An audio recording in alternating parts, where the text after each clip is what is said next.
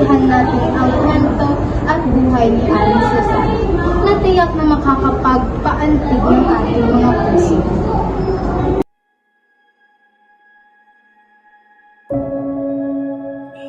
Sa isang mundong maingay at mabilis ang takbo, may mga kwentong nananatiling tahimik, hindi sinisigaw, ngunit ramdam sa bawat kilos at ngiti.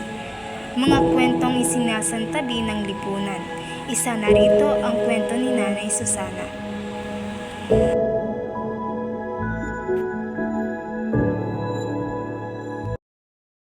Sa isang sityo sa barangay Kabakungan, Dulag, Leyte, ay nakilala namin si Nanay Susana, isang senior citizen na wala ng katuwang sa buhay.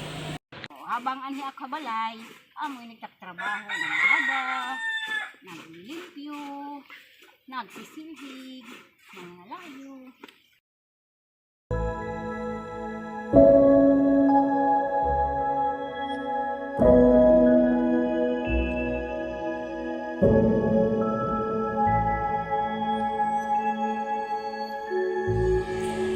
At mula rito, inilalakad niya ang daan-daang metrong layo, marating lang ang hanap buhay niya.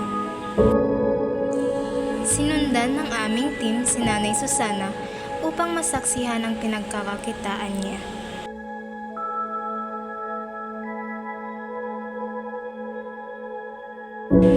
Madulas at maputik ang kanyang dinadaanan.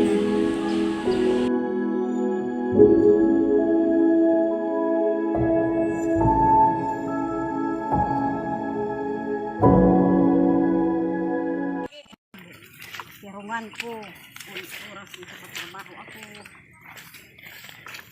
Kapag din sa pagtanong.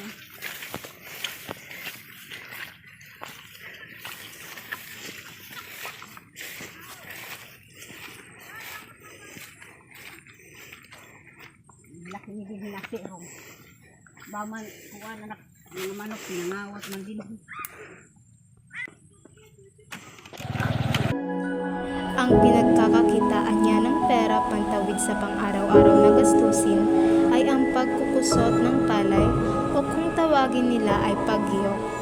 Ang mga palay na ito ay hindi na umabot sa araw ng pag-treasure, kaya't manumano niyang hinahiwalay ang mga butong ng palay gamit lamang ang kanyang mga paa.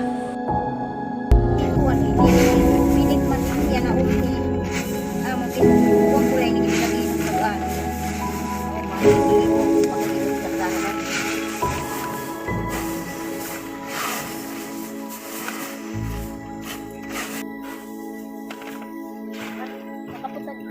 Hawak tayo dito.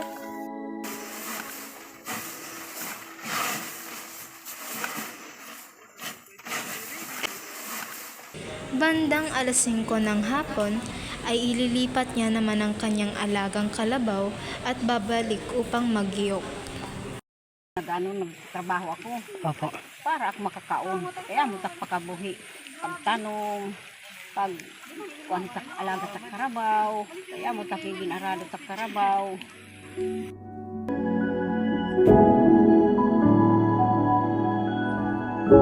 Nag-usala ako sa malay.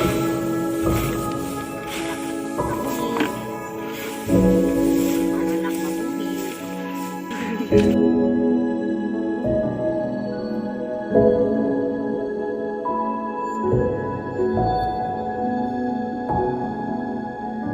Bata, kailangan niya na magtapos sa pag-eskwela. Parang diri mga nakuri yung pakati. Pwede pagbuwason. Bye-bye.